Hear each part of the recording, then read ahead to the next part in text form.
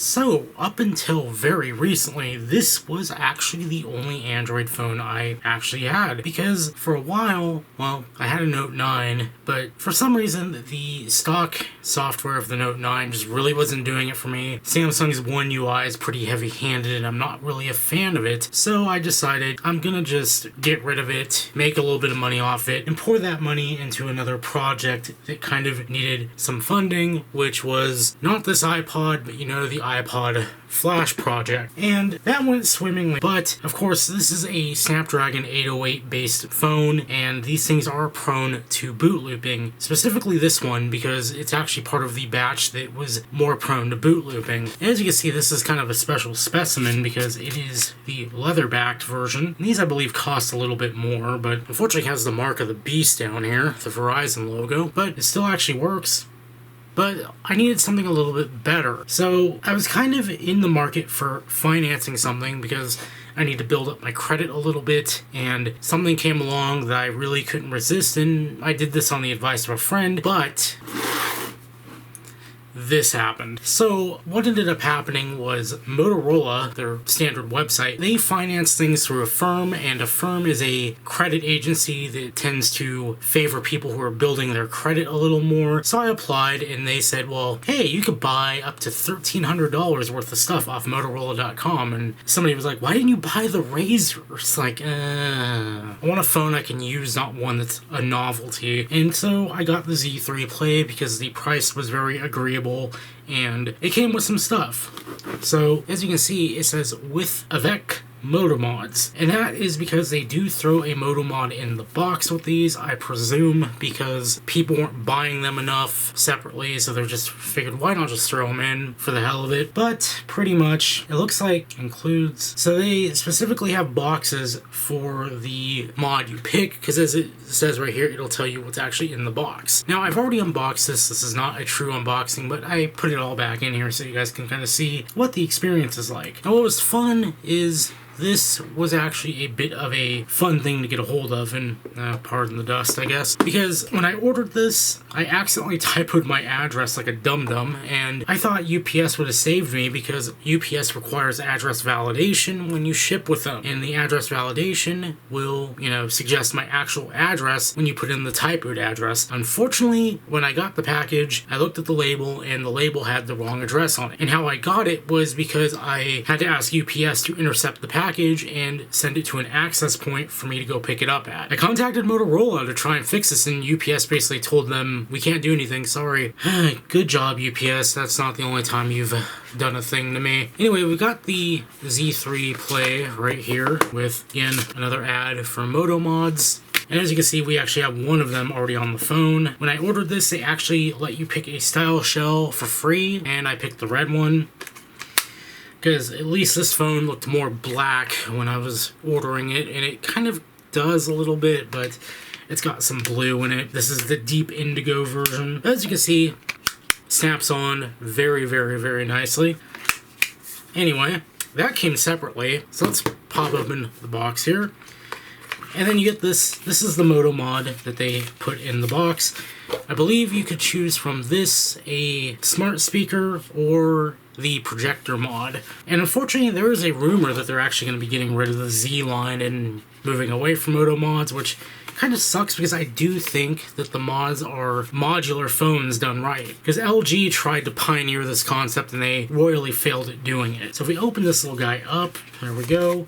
And we have our power pack. This is a 2200 milliamp hour battery that goes on the Z3. I'm going to go ahead and just pop the style shell off, which also keeps the mod pins nice and safe. And it just sticks on there really, really well. And the phone turns on and tells us, hey, you just connected the Moto Mod. Now, with the power pack, you can actually have it set to always charge or only charge when the phone hits 80%. I personally just keep it off until I actually need it. But it's pretty cool because, again, this phone is pretty thin as it stands.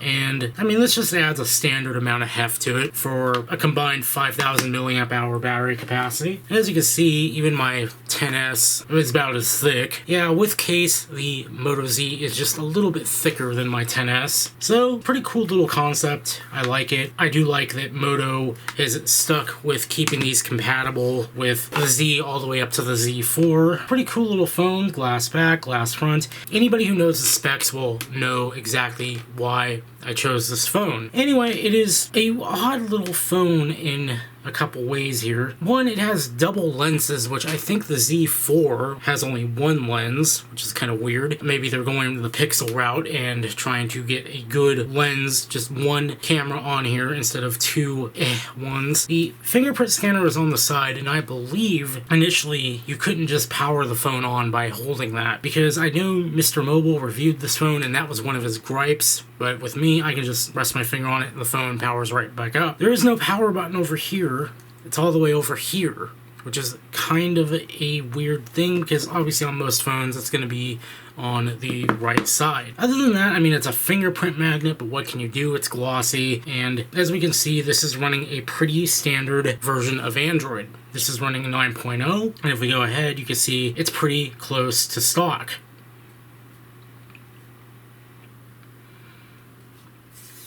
And that's just what I love about Motorola. Their version of Android, unlike the Motorola of 2010, it's very close to stock Android. Doesn't add a whole hell of a lot of heft to it, because I'm pretty sure some of you out there may remember what Moto Blur was and how absolutely terrible it was to deal with.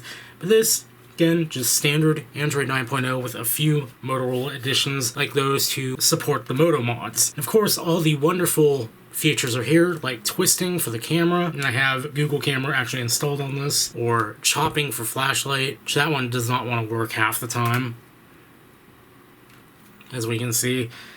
But still a nice gesture nonetheless. Anyway, it is a really cool phone that I really do like, and this is not really a review, more of a first impressions kind of video, because I don't have much to say that hasn't already been said. For the price that I paid, which is effectively going to be about $250, this is not a bad deal. When it originally launched, it was like $500, and that was not really the best deal, obviously. I would not pay $500 for this, even as nice as it feels. But for $250, no, it's pretty good. Beats the crap out of the Moto G by far, and I actually had to daily a Moto G6 for a couple years ago, and that is an experience I would not wish upon anybody, because for me, at least, when I was trying to multitask, it would just keep crashing on me or chugging. It would lose maps constantly, or I could play music, I would go into maps, and it would just force quit the music app. Really annoying and not very fun at all to deal with. So far so good from using this for about a week. I am pretty happy with how this handles, and again,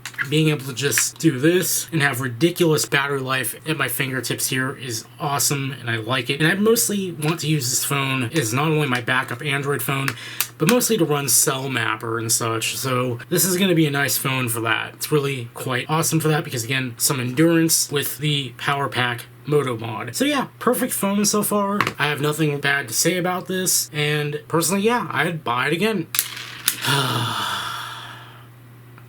Why do you have to ruin a good phone with this crap? Why? Let Apple do Apple things. Stop copying Apple. I guess I can't really hold it against them too much, however, because they did put the jack back on the Moto Z4, but for the Z3 Play, this is pretty much your reality when you want to listen to music. Which sucks because I have 128 gigs of storage on this thing, and I do have my music library on it, but small price to pay, I guess. Anyway, that's all I really have to say. Till next time, I will see you guys later.